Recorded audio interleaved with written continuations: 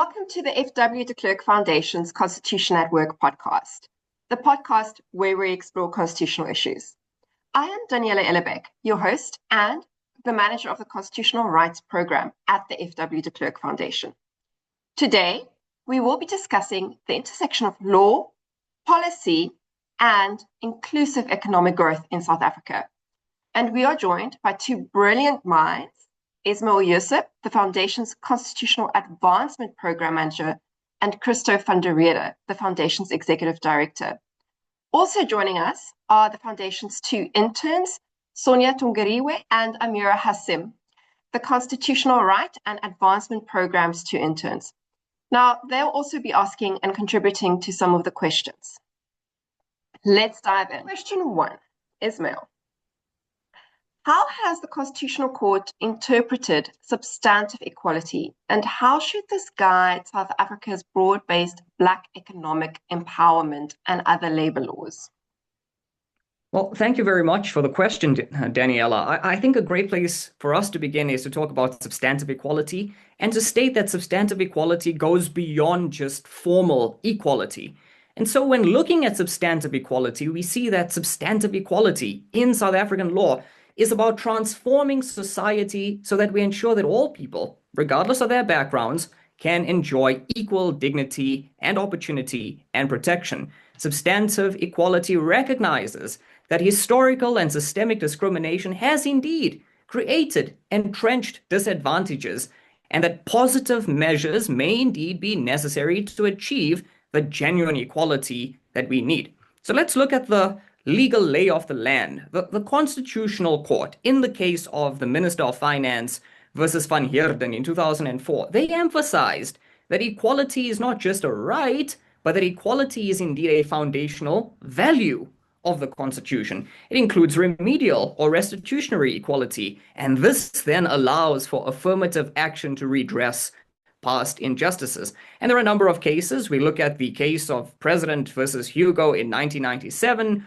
also the case of National Coalition for Gay and Lesbian Equality versus the Minister of Justice in 1999. These cases show us that the court clarified that intention to discriminate is not required. What matters indeed is the impact of the law or the action on the affected group. So simply put, Daniela, discrimination is unfair and is illegal if it undermines dignity, if it entrenches disadvantage, or if it perpetuates stereotype. There's another case as well, Brunk v. Kitsoff in 1996, and the case of Haskim v. Lane in 1998, where the court stressed that equality must be interpreted in light of South Africa's history of apartheid and systemic inequalities. And then we look at the case of Visser v. Minister of Justice in 2004, where the courts then scrutinized affirmative action policies to ensure that they were not just arbitrarily or randomly implemented without a clear plan in mind. We must be clear about it. Affirmative action must be rational. It must be transparent. It must be aimed at a real disadvantage. It must not be a blanket preference without any justification. So to use the court's words, they must be designed. Affirmative action measures must be designed. The court, especially in the Van Heerden case, made it clear that redress measures must be targeted and designed to advance the disadvantage and must not impose, very importantly, must not impose undue harm to others.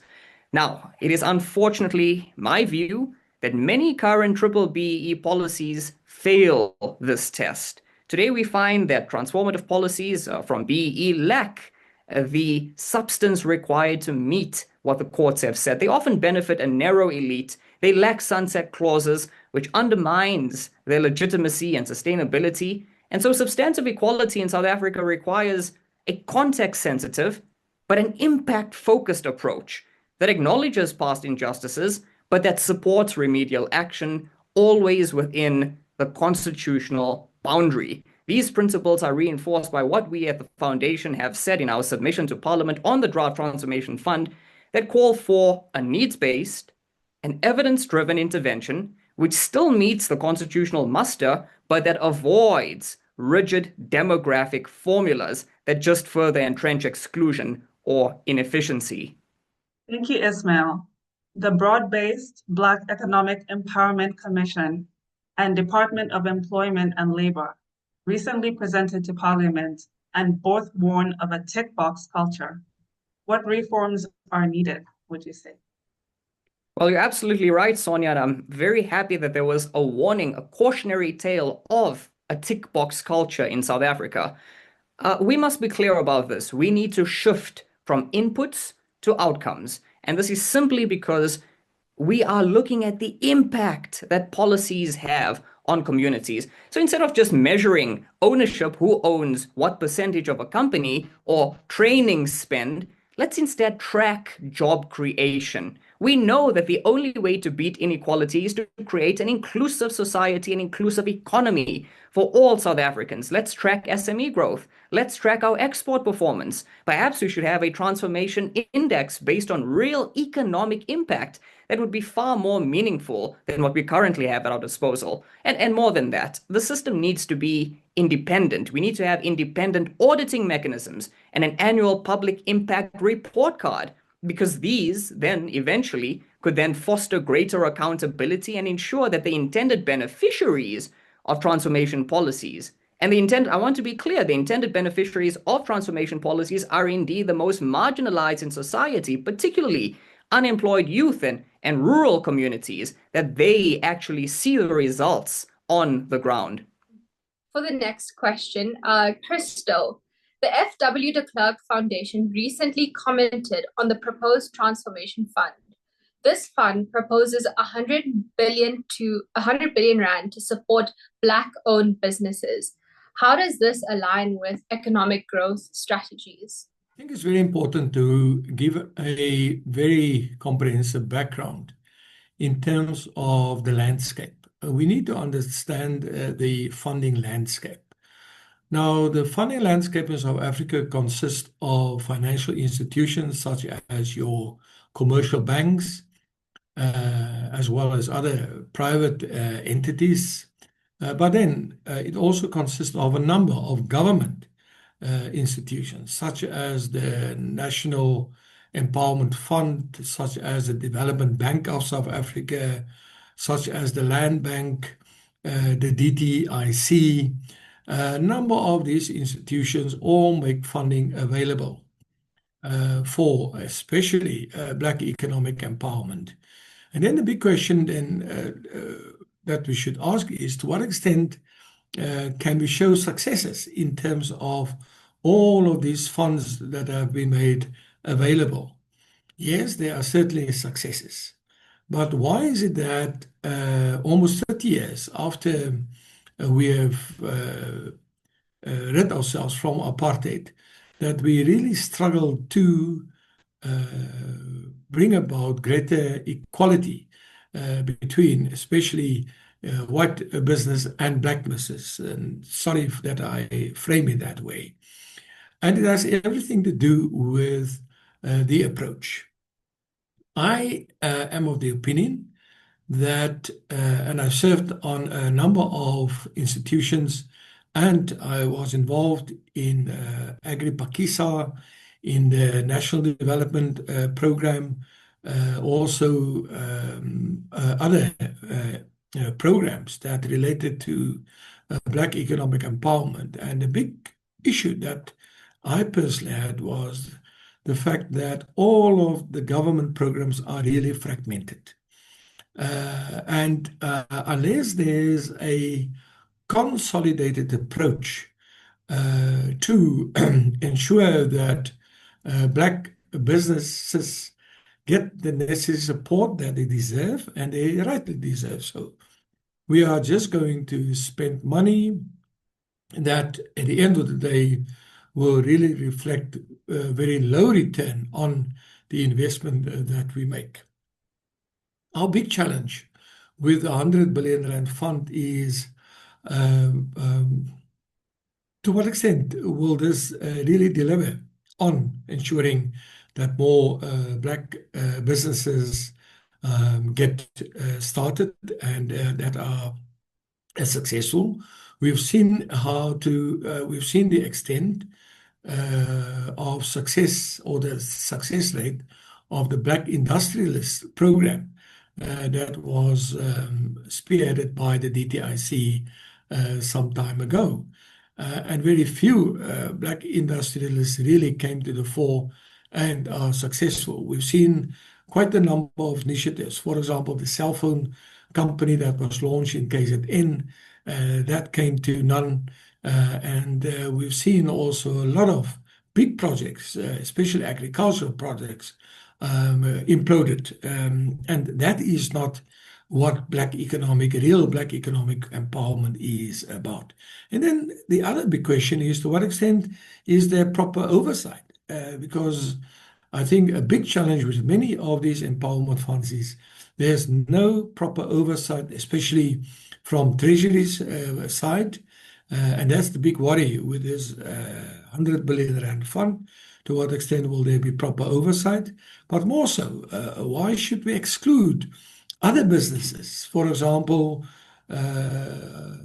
tech companies and tech initiatives, and whether it's managed by Black or by white business people? I think we should really move away from restrictive access to these funds. Yes, we want more Black people to occupy the economic space, the business space.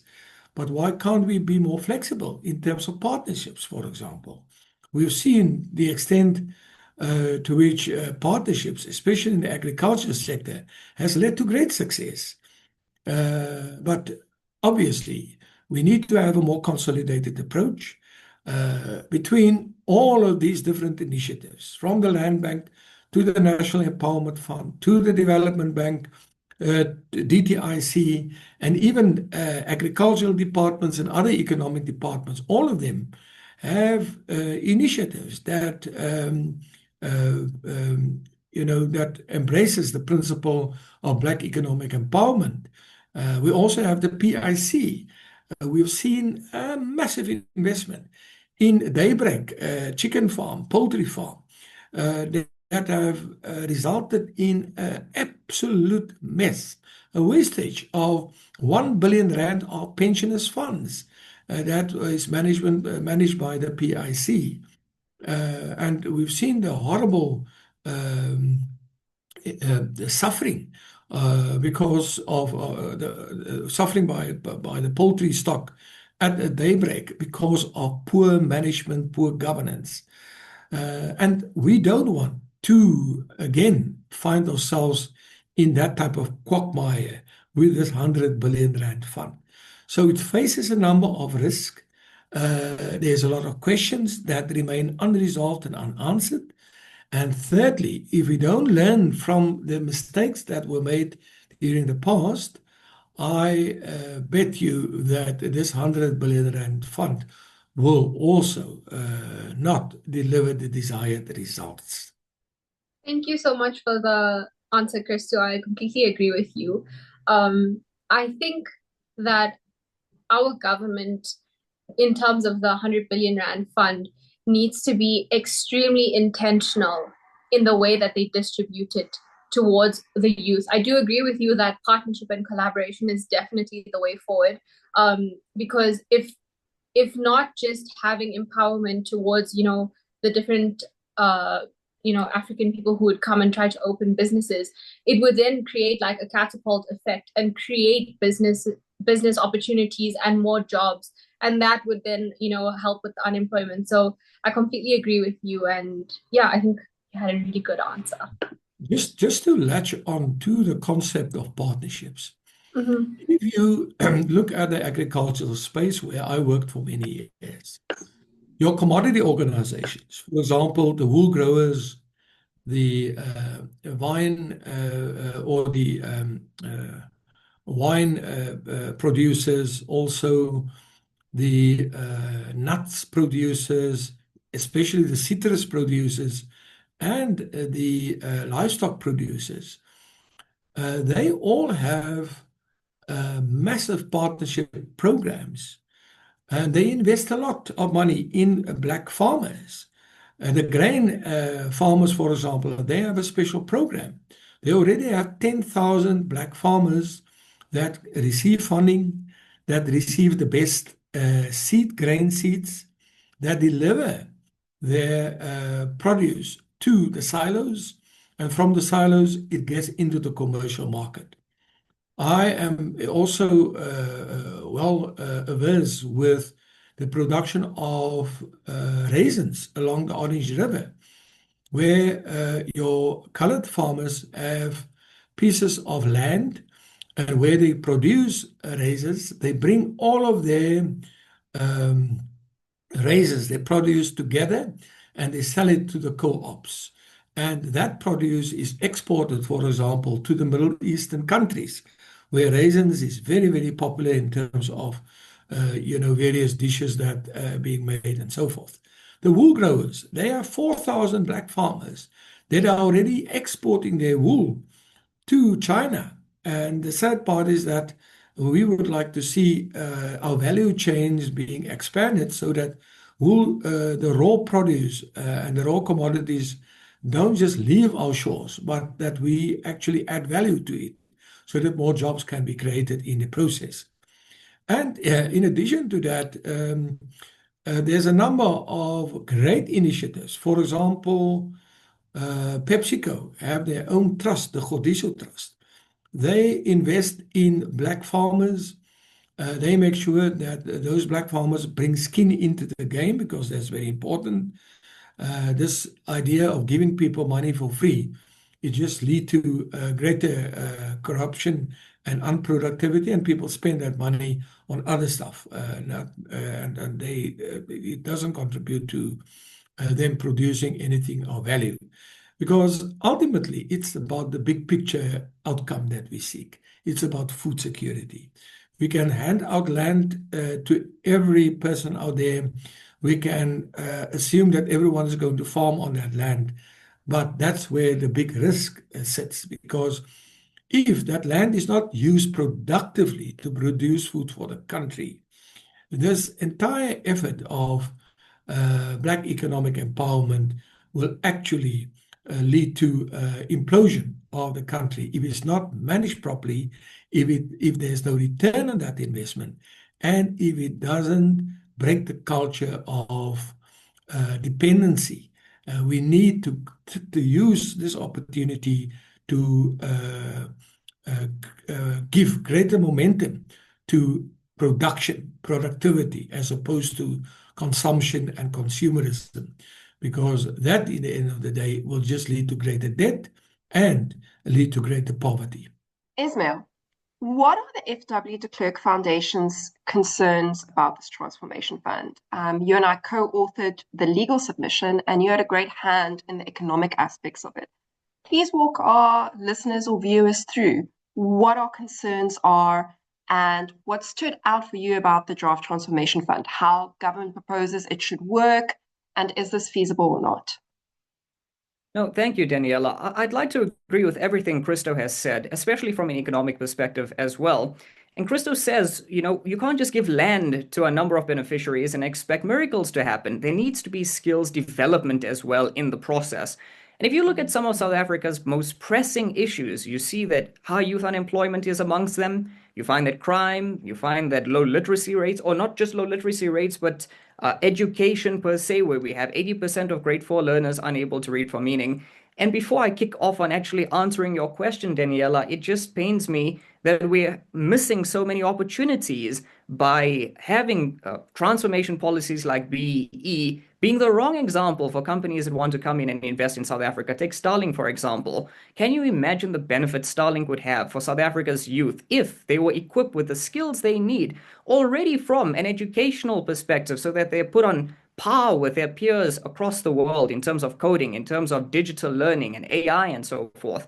So this is what we need, and I fear that by having transformative policies that don't actually work, we're just doing ourselves a major disservice.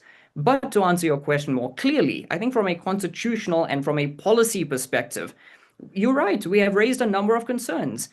But we must make it clear, the FW de Klerk Foundation supports redress, supports inclusive growth. That being said, we still argue that the fund in its current form may not effectively promote either. So in our submission, we've highlighted that this transformation fund risks replicating all of the shortcomings of BEE, as Christo have mentioned, namely that it benefits a politically connected elite.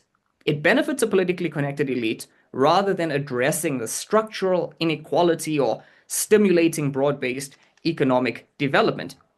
And so what we've done is we've expressed serious constitutional and legal and policy concerns about the Transformation Fund. And as I said, while we support the need for inclusive economic growth, we fear that this fund fails in its current form to meet the constitutional standards. And what are those constitutional standards? Firstly, we've argued that the Transformation Fund will not pass the threefold test set out in Section 9(2) of the Constitution for remedial measures. Now, although this Transformation Fund does indeed target historically disadvantaged groups, we find that it lacks a clear design. I mentioned design in the first answer. It lacks a clear design to ensure that it indeed benefits those most in need. For example, this fund does not distinguish between poor and wealthy Black-owned businesses, which risks enriching a small politically connected elite rather than actually uplifting the truly disadvantaged. But secondly, we find that the fund's structure also raises serious governance concerns, as Christo has mentioned, and serious fiscal oversight issues. The fund is designed to operate outside the national budget through something called an SPV, a special purpose vehicle with limited parliamentary oversight. And this, we as the FW de Klerk Foundation, in our submission, we've warned could replicate the opaque financial structures that enabled state capture in the first place, something that was indeed highlighted by Chief Justice Zondo in his Zondo Commission. But thirdly, we also find, and we are concerned with the fact that the fund entrenches race-based categorization without a sunset clause, without a transitional mechanism. And this undermines, ultimately, the long-term constitutional goal of a non-racial society. And this also may violate international standards such as those by the International Convention on the Elimination of All Forms of Racial Discrimination, which permits race-based measures, but only permits race-based measures if they are temporary and if they are aimed at achieving de facto equality. There are some more concerns that we have with the fund. The fund's link to BEE compliance and procurement eligibility also creates a de facto obligation then for companies to contribute, an obligation for companies to contribute, even though the fund frames contribution as something that is voluntary. And so we find that this could then amount, in the long run, to an unconstitutional backdoor tax and may violate the principles of fairness and competitiveness in public procurement. And then finally, we at the FW de Klerk Foundation, we being solution-orientated, we've come up with an alternative. We say, let's rather have a non-racial, needs-based model that rather targets poverty, that targets geography, that targets educational level. Because we believe that such a model would be more inclusive, but would also be more constitutionally sound, and would also be better aligned with the National Development Plan and its vision of an inclusive, growing economy, and would a better social cohesion. So in short, we at the FW de Klerk Foundation, we believe that while the goal of transformation is indeed essential, this current design that we find in the Transformation Fund is completely flawed, and it risks doing more harm than good, both economically and constitutionally. And so the concern has been only grown as government planning documents have revealed that the 100 billion rand fund may bypass Treasury. It may also bypass the National Revenue Fund processes and instead operate through commercial intermediaries. And when you have that happen, that means less public transparency. That means reduced parliamentary accountability. That increases the risk of procurement capture. This is exactly what the Zondo Commission had warned us against. So what is the Draft Transformation Fund? Well, the Draft Transformation Fund is a proposal by the Department of Trade, Industry and Competition to establish a 100 billion rand fund to support Black-owned businesses, especially small, medium, and micro enterprises, what we know as SMMEs. Now, according to the concept document that was released in March 2025, this transformation fund aims to, quote unquote, facilitate the increased participation of Black people in the mainstream economy, which is essential to drive inclusive growth by providing capital and support Black entrepreneurs. all majority Black-owned businesses, regardless of their size or maturity, would be eligible for funding. So the fund would be financed through contributions from the private sector, with large companies encouraged to contribute a percentage of their after-tax profits, and these contributions then would count towards BEE compliance, specifically enterprise and supplier development points on their BEE scorecard. Now, on paper, the intentions behind this fund are indeed laudable. At the end of the day, who would oppose more support for small businesses and broadening economic inclusion? Indeed, we firmly support the objective of uplifting disadvantaged South Africans. But we must remember, noble intentions do not immunize a policy from constitutional scrutiny. The Transformation Fund is envisaged to be funded by 20 billion rands of voluntary contributions every year for 5 years, thus ending up with a 100 billion rand fund over a 5-year period. And after a careful analysis for all of the reasons that I've given you, we do have grave concerns. So the fund as designed fails to meet the constitutional test for redress measures, and as I've mentioned already, does more harm than good. So, Ismail, is my understanding correct that you would say that the Transformation Fund, the way it is currently proposed by the DTIC, is a fund that has a blanket preference because it fails to do the basics well? It uses race as the only identifying mechanism to see if a business would be allowed to get its funding or not, would qualify for its funding or not. It doesn't look at whether or not that business is disadvantaged. It doesn't look at whether or not that business is a good investment. It has no sunset clause, as you were saying, that goes against ICERT. And it also doesn't factor in the consolidated approach that Christo mentioned, looking at all the other funding options that are already there and saying, okay, what is the unique contribution that this fund can bring? And it also, through the SPV, does not allow for actual accountability, transparency, all of that, making it vulnerable to exactly the same corruption that the Zondo Commission found happened in state capture. Would you say that is an accurate summary?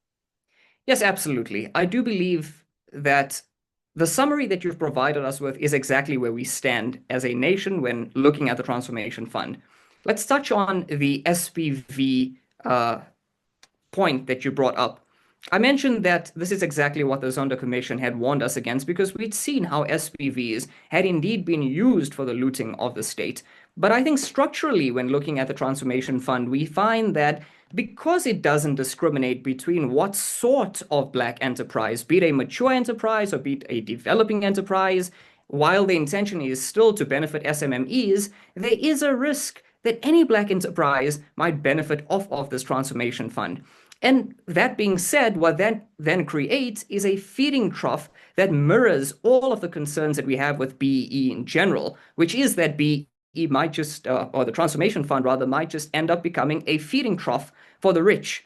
Now, when looking at the governance structures of this, I think questions arise as to why this Transformation Fund bypasses parliamentary oversight in the way that it does. We know that all funds must be paid into the National Revenue Fund. What the Transformation Fund does is that it masks contributions as being voluntary when in fact one can argue that it's not indeed voluntary because you'd be earning a BE score points for preferential procurement. And all of this then just furthers what I say, that the concerns that we have with the Transformation Fund are that it's going to end up benefiting that small politically connected elite at the disadvantage of the majority of disadvantaged South Africans who indeed need their lives being uplifted by some sort of affirmative action policy.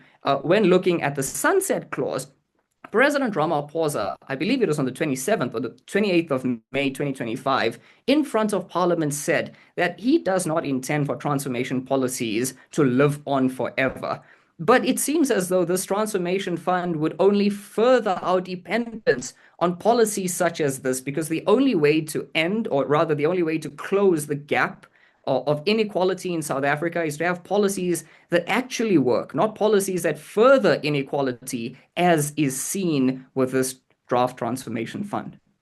Thank you, Ismail. That was really insightful. Turning to Christo, The foundation is proposing a non-racial, needs-based alternative model to the triple BEE policy. When it comes to race versus disadvantage in policy design, should race still be the primary proxy for disadvantage? I think it's very important that we should also understand the historical context to this question. We come from a terrible past, past that is regarded by the UN as a crime against humanity. And that crime against humanity was based on race classification. And race classification was used to divide our people according to race. And furthermore, then to use that as a means to enact forced removals. My own parents were removed from the Six. Many other people, because they were deemed colored, were dumped on the Cape Flats. Black people who've been living in colored areas were deemed black, and they were dumped in areas such as Langa, Nyanga, forcibly removed. And then in addition to that, obviously, the best of the best was reserved for those who were deemed white.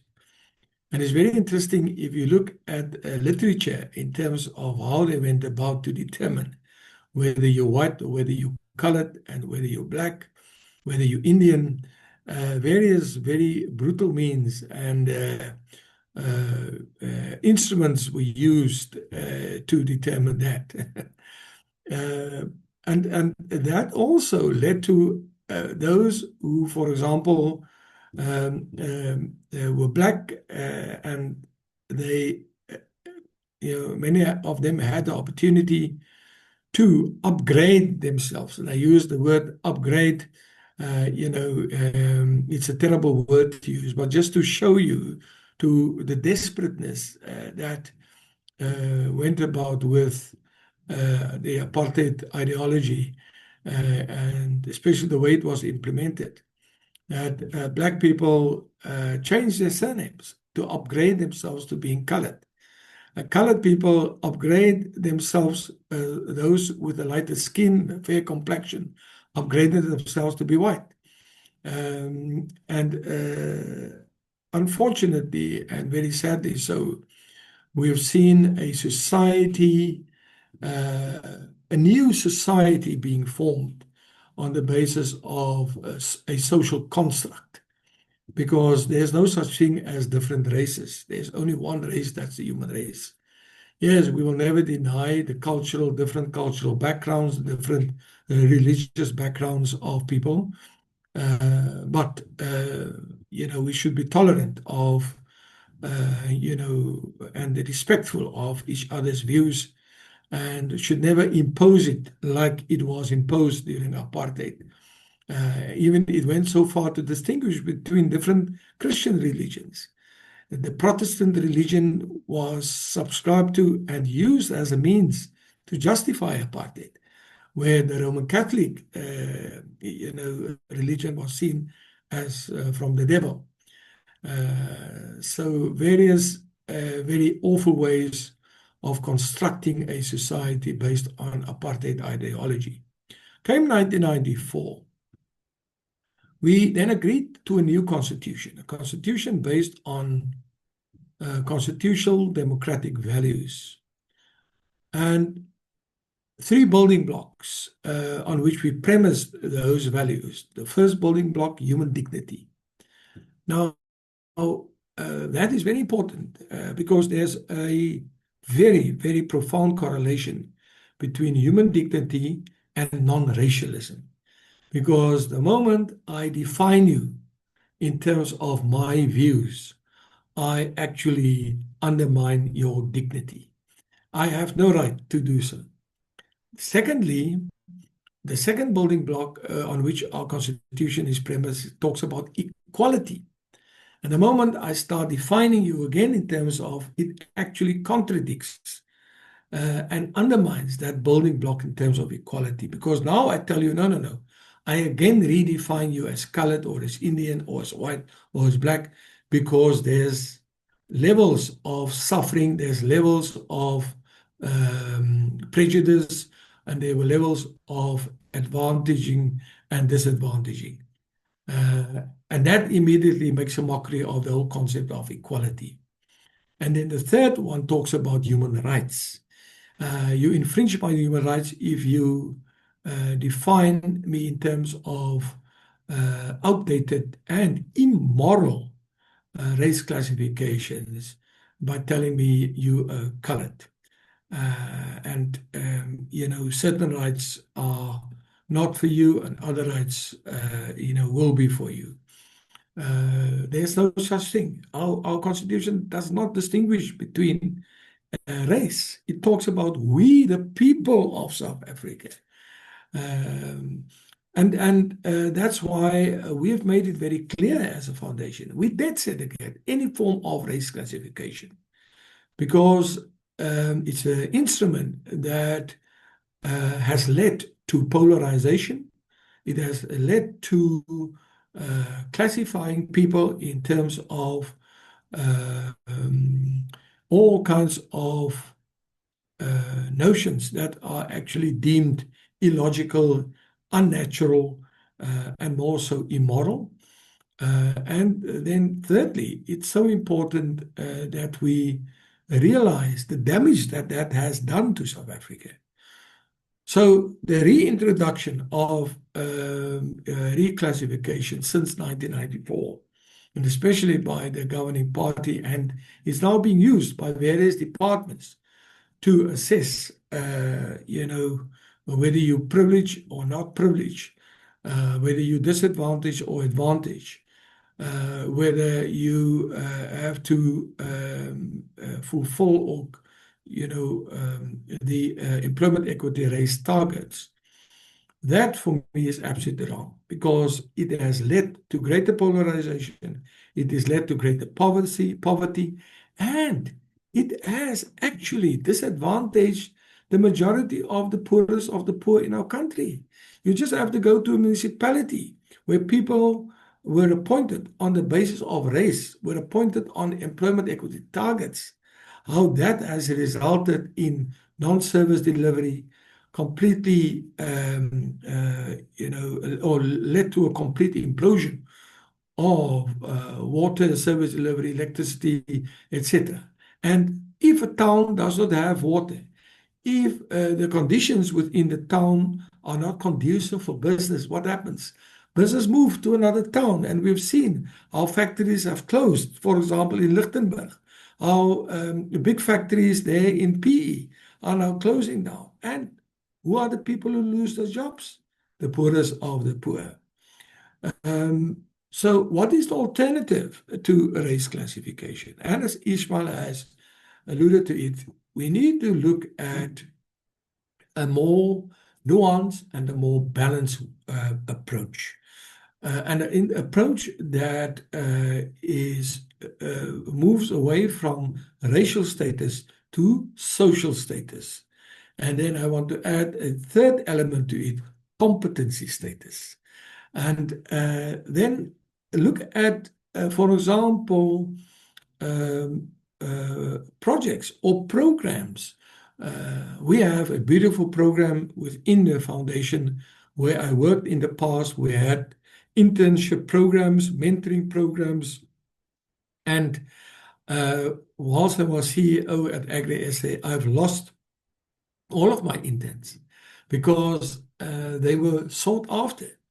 Companies came, gave them a good offer, and I couldn't compete. And today, all of them are either working for government departments or they work for the private sector or they work for other NGOs.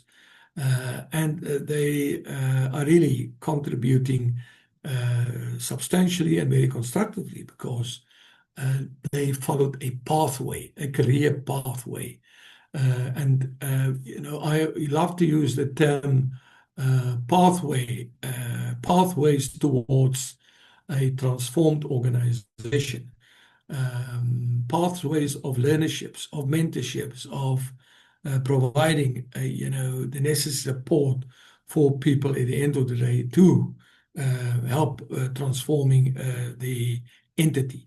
But it's not transformation if that entity is responsible for job losses, for loss of service delivery, for poor service delivery, and for actually undermining economic growth. Because ultimately, all of these things that we do should lead to economic growth and it must lead to employment. Employment should actually be the biggest BEE program that we should focus on, because unemployment leads to poverty. Poverty leads to chaos, and it can lead to civil strife, and that is not what we want. And we're actually heading towards it because we continue with programs that, at the end of the day, leads to more suffering. Okay, so Ismail, critics say BBE and rigid labor laws deter investment and impede economic growth. How do we balance, redress, and grow from this?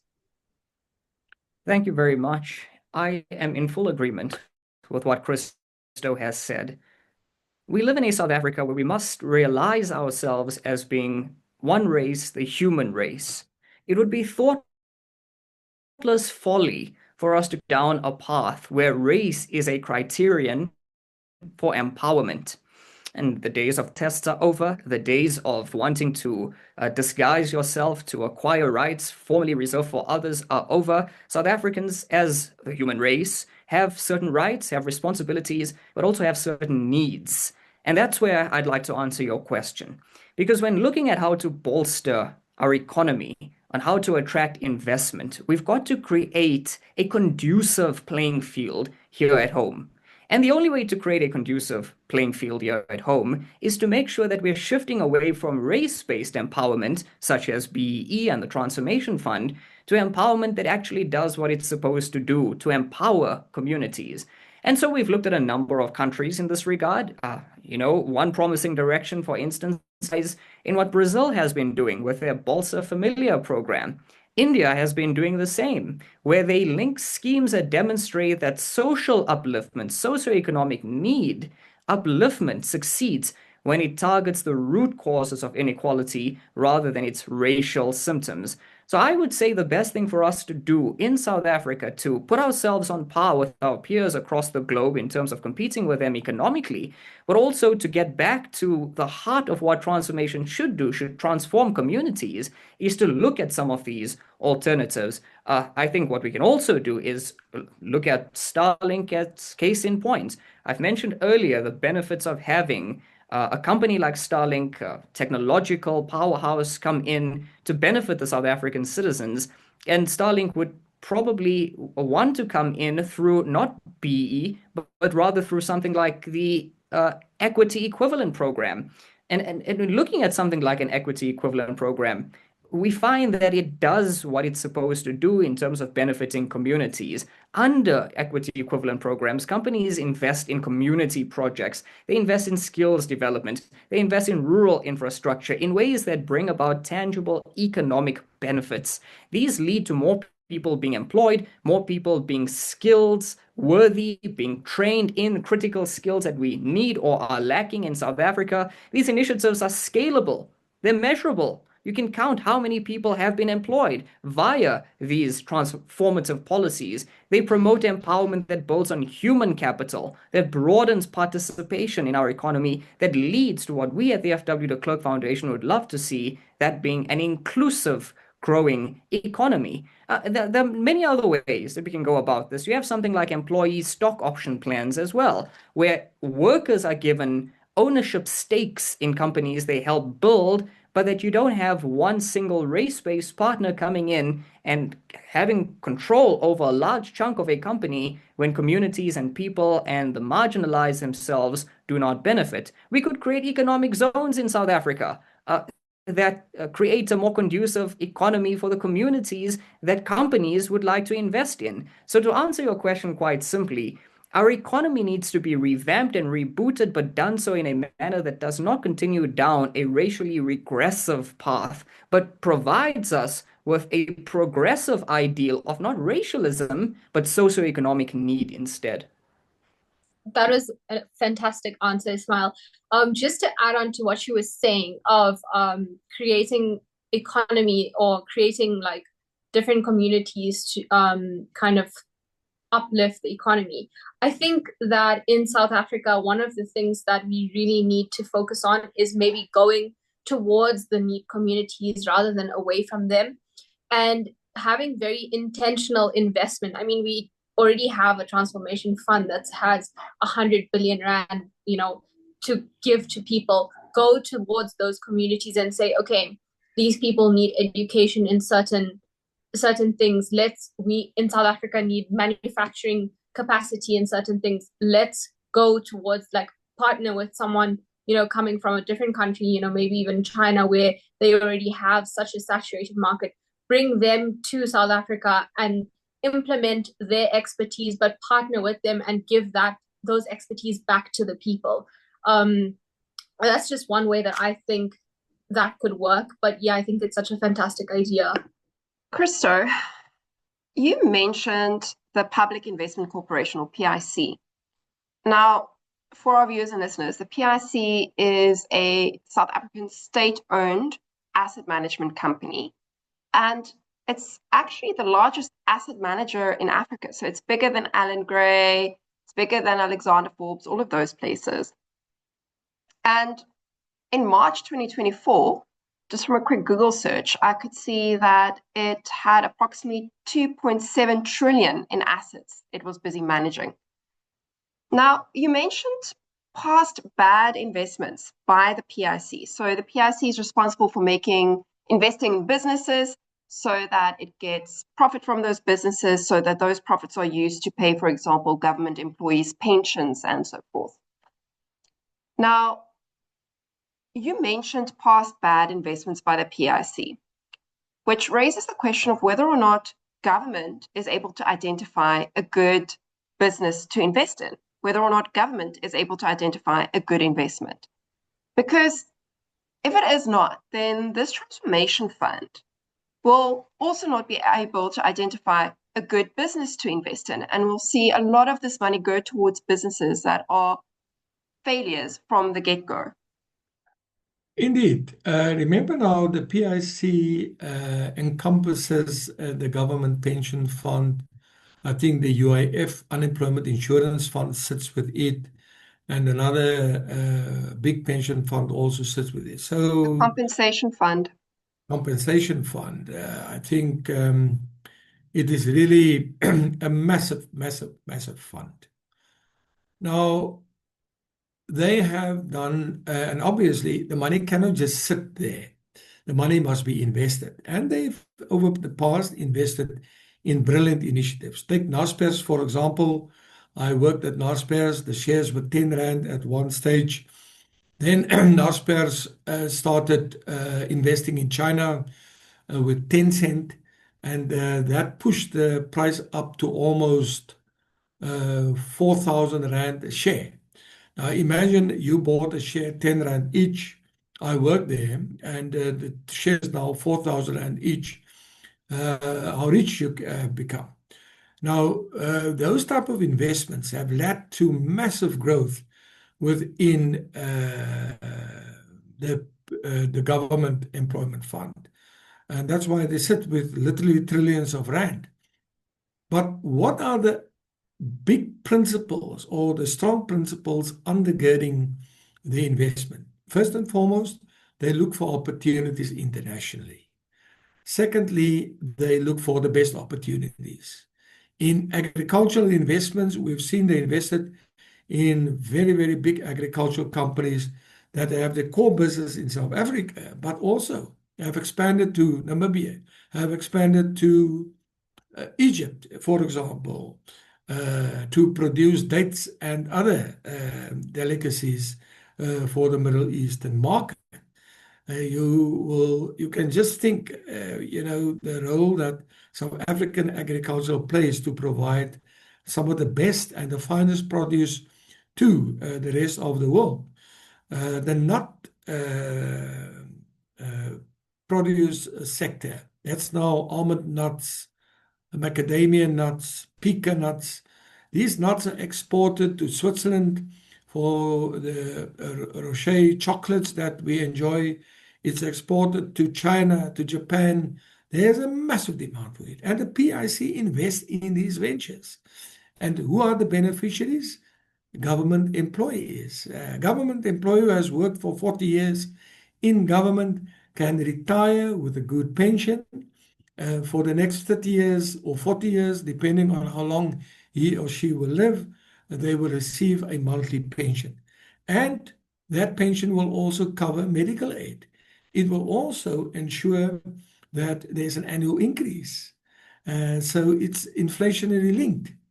So if you start fiddling with the principles that support the investment framework of the government pension fund, you risk all of those things. You can imagine the suffering of state employees who have been contributing for many, many years, now suddenly sitting with half a pension or no pension because we have put the entire portfolio at risk. And that is the second issue. Once they identify an opportunity, it must not be based on pure emotion, and emotion that is derived from, oh, this company is a disadvantaged company. It pursues Black economic empowerment, and that's why we owe it to them. Then you're in dangerous waters. For me, it's unacceptable that the PIC has invested in a chicken farm, poultry farm. That poultry farm has run at a loss for many years. That poultry farm is now in the court with the SPCA because of the thousands of chickens that were found in absolute abhorrent circumstances. But more so, nobody who were in charge for the past 10 years or so are actually held guilty or held accountable for whatever they have done there. And now the state continues to support it. And that is the kind of issues that must be confronted because it puts South Africa's pension portfolio at risk. Remember, the pension portfolio of South Africa, of government, is also used for infrastructure development in the country. It's invested in infrastructure development. My point of view is that why can't this pension fund be used to fix our roads, to fix our harbors? Because those are all factors that contribute to a conducive environment. Why isn't it used to create massive housing projects? We've seen thousands of people moving to cities, right? It's an international trend. Especially young people, they can't afford a house anymore. Show me any young people who can actually afford a place of 2 million, 3 million rand. You have to now buy a tiny flat, a one flat room.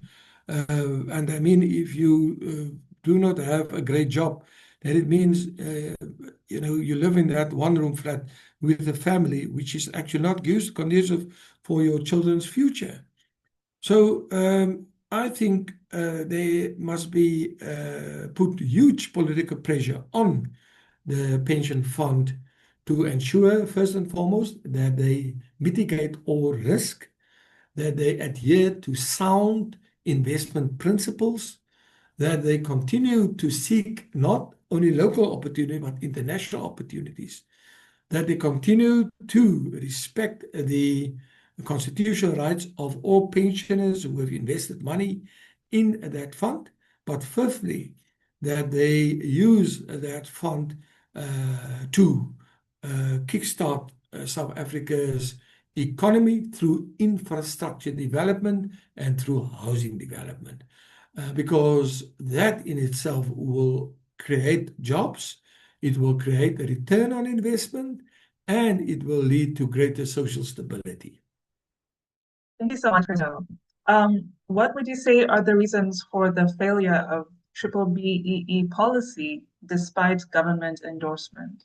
BBEE is a system that is closed in the sense that those with political connections have the advantage of accessing the tender system. And those political parties that are, like the ANC, who's been the governing party for almost 30 years, have appointed, cadres throughout the entire government system. Look at the DGs, look at the tender committees. All of them have some type of allegiance to the ANC. And to a very large extent, those who then get the tenders, they are actually obliged to pay some of that money over to the coffers of the ANC. So it's the BE system, with all its good intentions, has been captured first and foremost by the lead political players in South Africa, and it has evolved into a system of patronage. And sadly, though, it has become a very costly program for South Africa, because many of the tenderpreneurs, they raise the cost of their products, the cost of doing business, to the extent that the quality of the outcome at the end of the day is compromised. Whether it is in the building of a school, I've seen schools being built by tenderpreneurs. They cut corners, they push up cost, and that's why we've seen so many half-built schools all over South Africa. It's a terrible infringement of the young people's constitutional rights to access to education. You just have to go to areas in Johannesburg, in all over Gauteng. There's a big housing project in Mafeking. I've seen these half-built places, half-built hospitals, half-built. I mean, you can just look at Eskom, the cost of Kusile, and the cost of building, other power generation. The cost have almost tripled, quadrupled. So it's a system that has, led to terrible, terrible outcomes. I don't want to sound like our friend in the USA, but I can't think of another word to describe, the outcomes of BEE. And then some people have become super rich. I just read the other day about somebody who was bought. I've lived in Pretoria, and I've seen the entrepreneurs living their lifestyle. Their biggest Porsches, the biggest Rolls Royces, cars with 6 wheels, and a lifestyle that actually is an insult to the poorest of the poor. And the big question is, do we want to continue along that pathway? Thank you so much. That was very insightful. Brilliant answer, Christo. The only thing I could possibly add, if there's anything that's maybe required to be added after what you said, is that it's not just merely a question of whether BEE as a policy has failed or whether the Transformation Fund has failed. It's whether South Africa has failed its greatest asset. And its greatest asset is its youth, whether we failed our future generation. You have policies that are nobly intentioned, but ill-conceived and ill-implemented and race-regressive and so forth. What you do is you create, I know we mentioned absolute barriers, but you create a barrier even for people of the same race to grow in the community that they're supposed to grow in, because it only benefits a small politically connected elite, like Christo has said. And it creates a barrier for international companies wanting to invest in South Africa as well. So you bar everyone out of the economy except for that small elite that actually benefit as tenderpreneurs and buy those 6-wheel vehicles that Christo has said. So we're failing our youth on that front. What we should do is inculcate a system of governance, of political will, the mindset really, that would allow young people to achieve all that they're capable of achieving, to put them on track to where they need to be in the next 30 years. Now, then that raises the question, if BEE hasn't worked in the last 30 years, what makes us really think it's going to work in the next 30 years? Unfortunately, time is not on our side. The youth of today are resilient, yes, and they've grown against the grain, but I fear that far too many young people are going to find themselves in a situation where they have the will, they have the ideas, they have the desire to want to grow, but they're being held back from growth by ill-conceived policies like BEE. We know that the government can't provide everything on its own, and we know that tenderpreneurs never do anything as efficiently as the private sector. Some of the alternatives that I laid out ask for assistance from the private sector to help out developing communities so that young people can be better equipped to do what they need to do to achieve what they need to achieve to be who they want to be in society. But I think, Ismail, just to add to that, education is instrumental in lifting people out of poverty, people out of ignorance, etc. And yes, we spend a lot of money on education. I think the country on the African continent that actually spend the most money on it. But what are the big challenge? The challenge is not money. The challenge is one, standard setting. In other words, ensuring that all schools produce at least the same outcome, that we have adherence to standards. But secondly, holding people accountable. There was an era where inspectors would come to the school to make sure that everyone adheres to particular standards, that principals and teachers are being held accountable in all aspects. There was a holistic approach to education because sport and culture and all of these activities were part of the curriculum.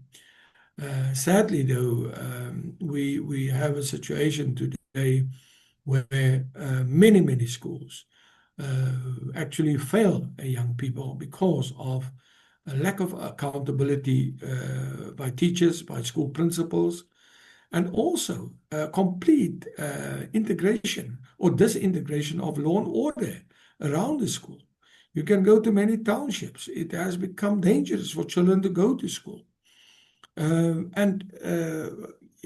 It is because we have deviated from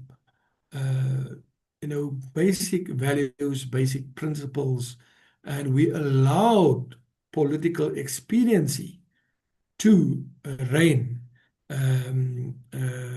as opposed to ensuring that we hold the reins tightly when it comes to building a society based on constitutional values. So, final thoughts. How do we integrate BBE labor law and inclusive growth into a cohesive economic national vision?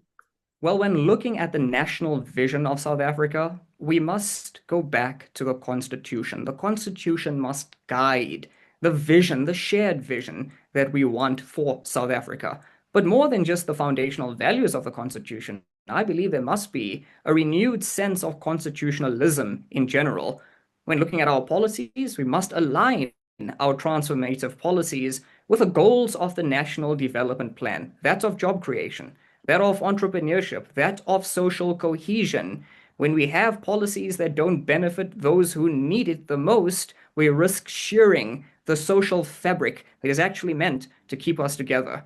We need a shared vision that transcends race, that focuses on opportunity for all. Christo?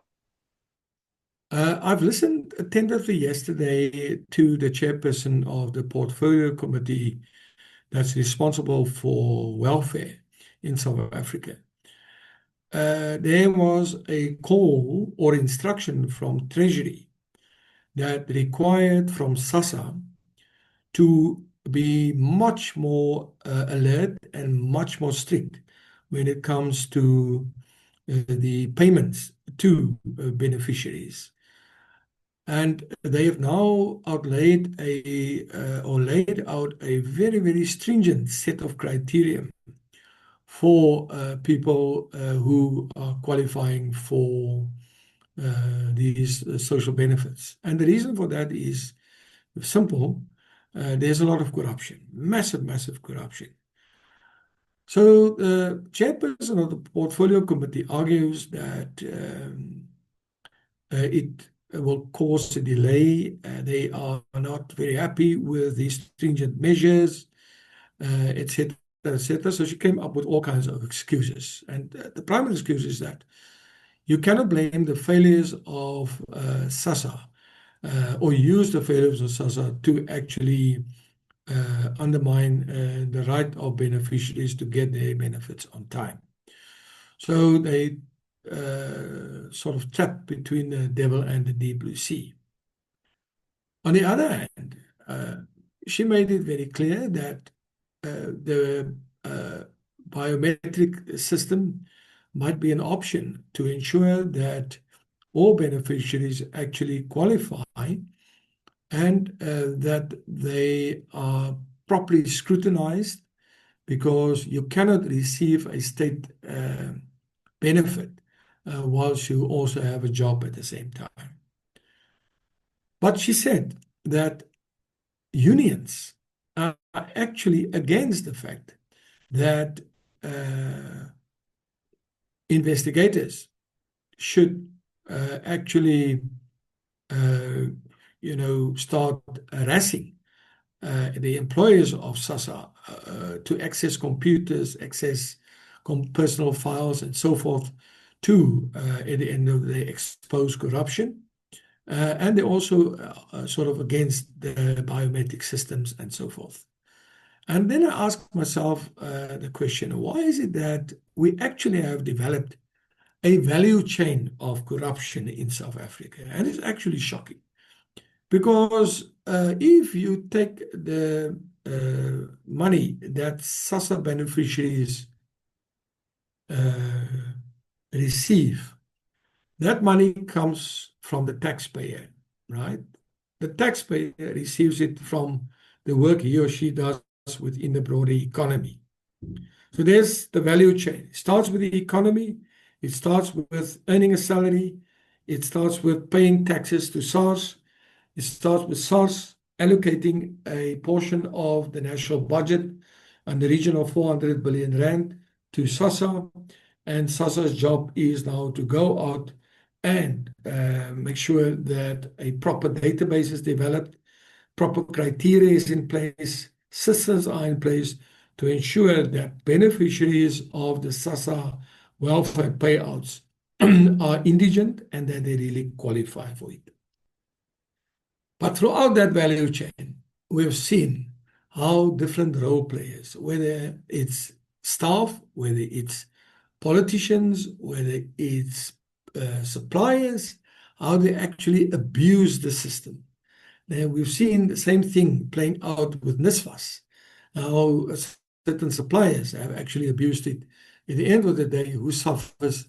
The poorest of the poor. But there's three basic principles that underline how service delivery, because all of these things, whether it's a NSFAS bursary, whether it's a SASSA benefit, all of these things fall under the ambit of service delivery. And then the Constitution frames it so well. It says we must have an accountable and open system and a responsive system. Those three words: accountability, responsiveness, openness. If that lacks, if that's not there, those building blocks, you can imagine you can expect the kind of problems that SASSA is experiencing, NSFAS is experiencing, because of people that are trying to manipulate the situation to benefit themselves personally. So this is now a very long story to illustrate that once we ignore, or once we discard or completely do away with these three basic building blocks: accountability, responsiveness, and openness, and that should be the start of everything, we will have the implosion of the system along the way.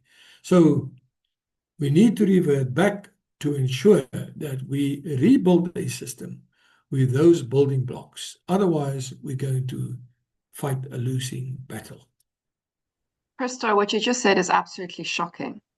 And it is. We've actually built our faulty systems, and the lack of accountability, openness, and transparency have built a system, a conveyor belt of corruption, a value chain of corruption. That's it for today's episode of the Constitution at Work podcast. A big thank you to our guests, Ismail and Christo, for their insights. If you enjoyed this conversation, please remember to subscribe and share. Until next time, thank you.